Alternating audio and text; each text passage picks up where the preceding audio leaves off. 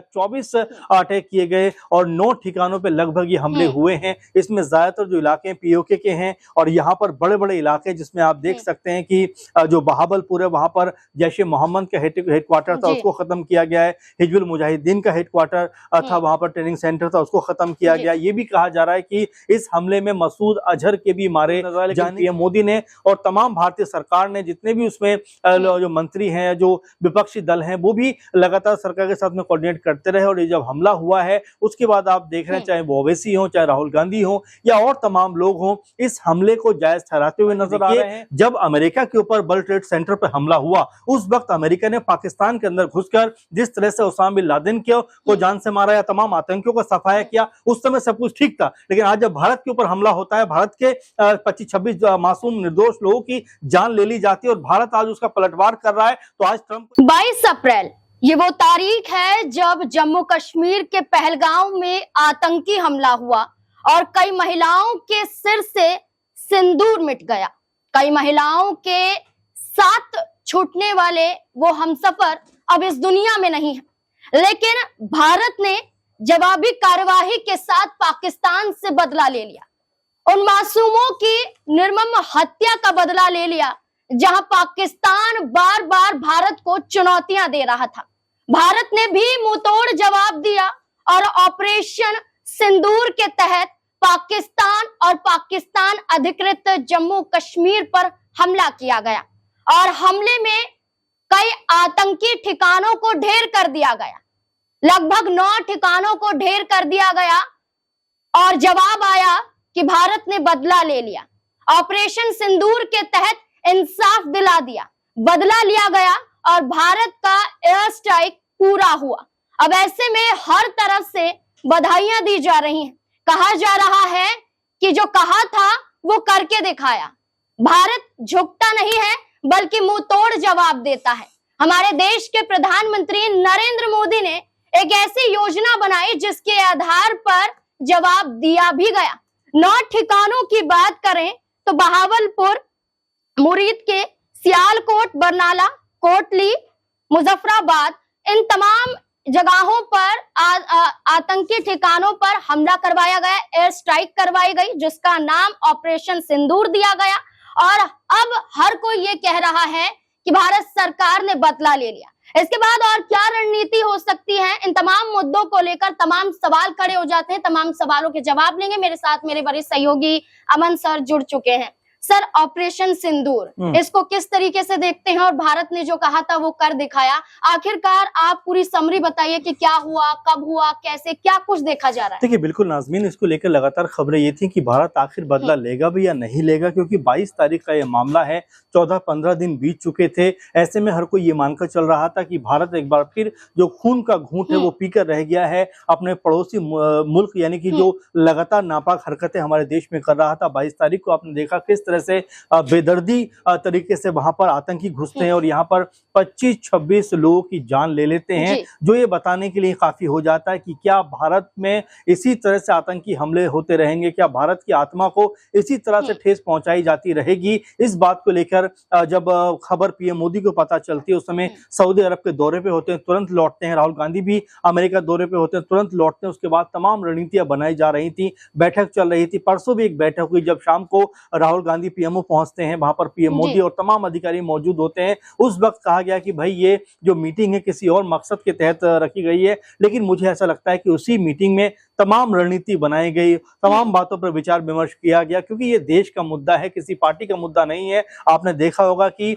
जब से ये हमला हुआ उसके बाद से लगातार जो विपक्षी पार्टियां हैं, विपक्षी दल हैं, वो सरकार के साथ में खड़े हुए थे और आखिरकार रात में जिस तरह से मिसाइल अटैक किया गया, 24 अटैक किए गए और 9 ठिकानों पे लगभग ये हमले हुए हैं। इसमें ज्यादातर जो इलाके पीओके के हैं और यहाँ पर बड़े बड़े इलाके जिसमें आप देख सकते हैं कि जो बहावलपुर है वहां पर जैशे मोहम्मद का हेडक्वार्टर हेडक्वार्टर था उसको खत्म किया गया है, हिजबुल मुजाहिदीन का हेडक्वार्टर था, वहां पर ट्रेनिंग सेंटर था, उसको खत्म किया गया। ये भी कहा जा रहा है कि इस हमले में मसूद अजहर के भी मारे जाने की खबर है, हालांकि अभी इसको लेकर पुष्टि नहीं हुई है। वहीं पाकिस्तान में इस हमले के बाद लगातार मीटिंग का दौर जारी है। पाकिस्तान भी अब ये कहता हुआ नजर आ रहा है कि भारत को हम मुंहतोड़ जवाब देंगे, लेकिन फिलहाल भारतीय सेना ने पूरी तरीके से मोर्चा संभाला हुआ है। पाकिस्तान पहले भी ये गीदड़ भभकी देता रहा है, लेकिन पाकिस्तान ने जिस तरह से सिर्फ बातों बातों में आपने देखा बिलाल भुट्टो कहते हुए नजर आए कि भाई सिंधु की नदी में या तो पानी बहेगा या खून बहेगा, इस तरह की बातें वो करते हुए नजर आए। लेकिन पीएम मोदी ने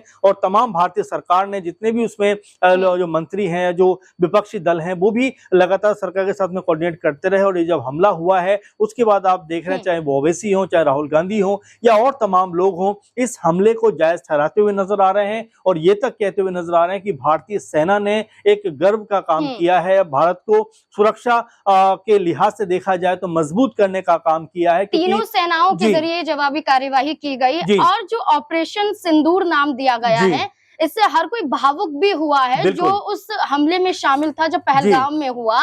विनय नरवाल की बात करें, उनकी पत्नी खुद ये कहती हैं कि ये नाम सुनते ही उनकी आंखें नम हो गई थी। ऑपरेशन सिंदूर के आधार पर क्या महिलाओं को इंसाफ मिला? बिल्कुल। और यहाँ पर शुभम द्विवेदी की जो पत्नी है शनाया, वो भी ये बात कह रही है शनाया कि जिस तरह से मोदी सरकार ने काम किया है उससे आज उनको भारतीय होने पर गर्व है, क्योंकि जो कह सकते हैं कि बेरहमी से उनके पति का और तमाम लोगों का वहां पर कत्ल हुआ, वहां पर हत्या हुई, उसका सही अब जो कह सकते हैं बदला है वो लिया गया है। और यहाँ पर उसके उनके अलावा भी तमाम लोग अपनी प्रतिक्रिया देते हुए नजर आ रहे हैं। राहुल गांधी ने कुछ दिनों पहले कहा था कि हम भारत सरकार के पूरी तरह से साथ हैं इस पूरे मामले के ऊपर। जिन्होंने ये काम किया है, जिन्होंने बेरहमी से लोगों की हत्या की है, उनको ढूंढकर मारा जाए। और ये काम भारत सरकार ने, सेना ने जिस मुस्तैदी के साथ में किया है, लगभग ये कहा जा रहा है कि जिन ठिकानों पर ये हमला हुआ है नाज़मीन, तकरीबन 1000 के आसपास आतंकवादी उन क्षेत्रों में मौजूद थे। तो अभी आंकड़ा आना बाकी है, लेकिन ये मानकर चलिए कि बड़े पैमाने पर यहाँ पर जो आतंकवादी थे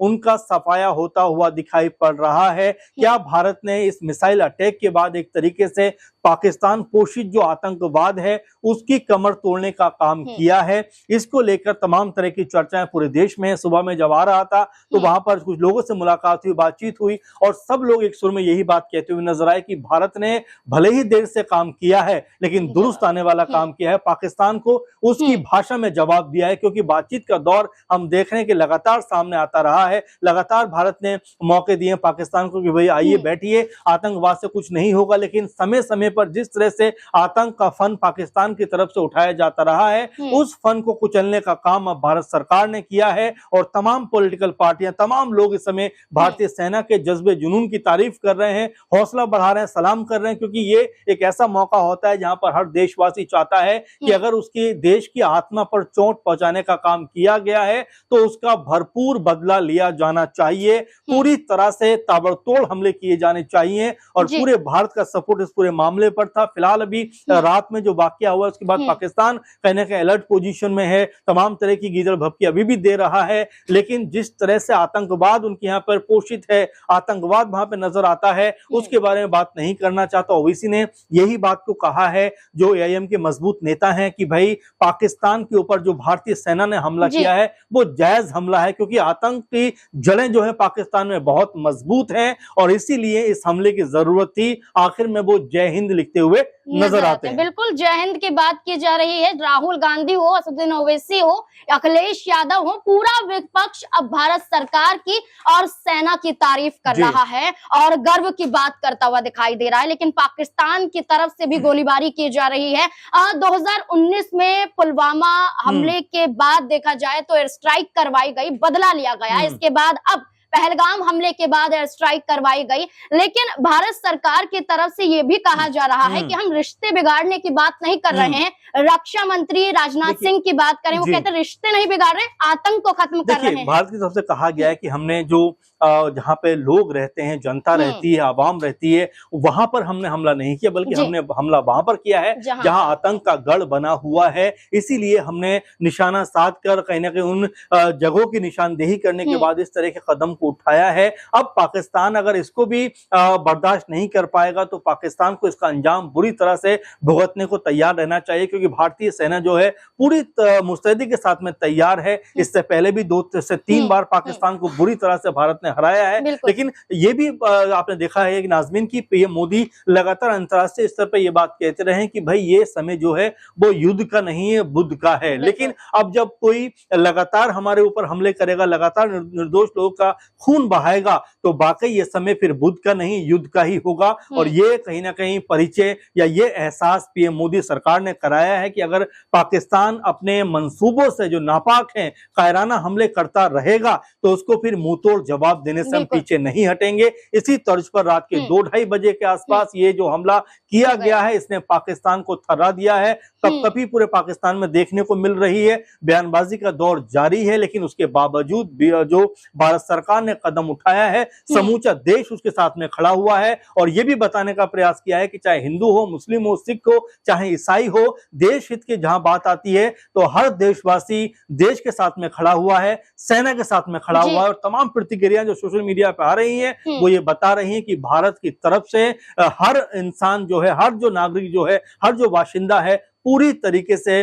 सरकार के इस कदम के साथ में खड़ा हुआ है। लगातार बयानबाजी हो रही है। फिलहाल जो भारत ने काम किया है उसको लेकर देश में कहीं ना कहीं खुशी की लहर देखने को मिल रही है। बिल्कुल, तभी जैसे मोहम्मद, लश्कर तैयबा जैसे आतंकी ठिकानों को ढेर करने के लिए भारत सरकार ने जवाबी कार्यवाही की, लेकिन बड़ा सवाल ये भी बन जाता है कि आखिरकार जब भारत सरकार ने एयर स्ट्राइक करवाया, ऑपरेशन सिंदूर के तहत इंसाफ दिलवाया, जहां मोदी सरकार की हर तरफ तारीफ हो रही है, ना सिर्फ देश भर में बल्कि विदेश में भी देखा जाए तो मोदी सरकार के इस कदम की सराहना की जा रही है। लेकिन वो अमेरिका जो अब तक भारत सरकार के साथ था, वो अमेरिका जब पहलगाम में हुए आतंकी हमले के बाद पाकिस्तान की निंदा कर रहा था, लेकिन जब भारत ने जवाबी कार्यवाही की, जब भारत ने पाकिस्तान से बदला लिया, तब वही अमेरिका शर्मनाक क्यों कहता हुआ नजर आ रहा है। अमेरिका के राष्ट्रपति डोनाल्ड ट्रंप आखिरकार इस जवाबी कार्यवाही की निंदा क्यों कर रहे हैं,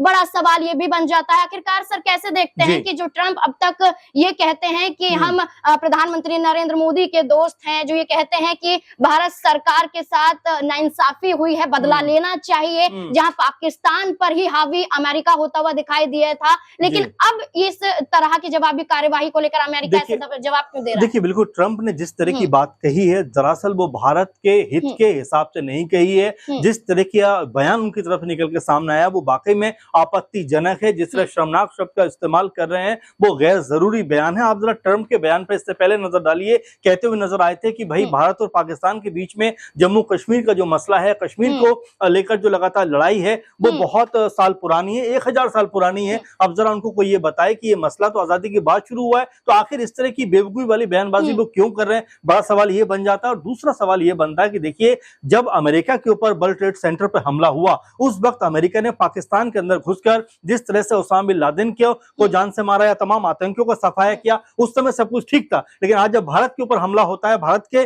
25-26 मासूम निर्दोष लोगों की जान ले ली जाती है और भारत आज उसका पलटवार कर रहा है, तो आज ट्रंप को ये शर्मनाक लग रहा है। बेहद ये खराब बयान है। भारत को उसकी निंदा करनी चाहिए, क्योंकि ट्रंप के जो इस बीच बयान निकलकर सामने आए हैं वो ऐसा लगता है कि भारत विरोधी दिखाई पड़ते हैं। अब ऐसे में जिस तरह से बयानबाजी हो रही है इसका माकूल जवाब भारत की तरफ से जरूर दिया जाएगा, क्योंकि अगर कोई भी भारत की आत्मा पर चोट पहुंचाने का काम करेगा या भारत के लोगों को मारने का काम करेगा तो भारत पलटवार करेगा। पीएम मोदी ने वही करके दिखाया है। भले ही 13-14 दिन की देर हो गई, लेकिन सही रणनीति के साथ में जो वाकई दहशतगर्द हैं, आतंकी हैं, उनके ठिकानों को नष्ट करने का काम किया है। लेकिन उसके बावजूद भी ट्रंप का ऐसा बयान देना कई तरह के सवाल खड़े करता है कि क्या वाकई ट्रंप भारत के साथ हैं या भारत के खिलाफ होते हुए दिखाई पड़ रहे हैं। बिल्कुल, पाकिस्तान की तरफ से गीदड़ भपकियां दी जा रही थी। ये कहा जा रहा था कि अगर पानी रोका जाएगा तो खून बहेगा।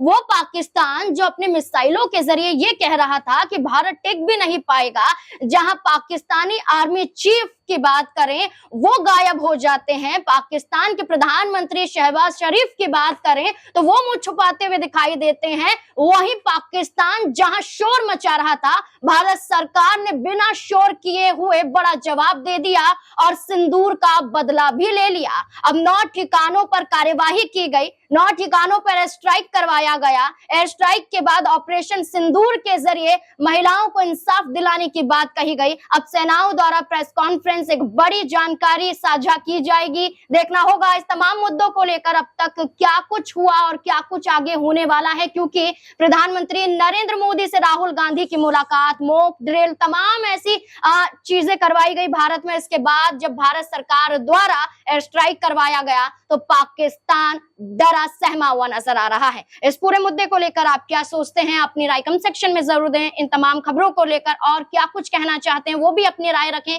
देखते रहें SP9 न्यूज। धन्यवाद।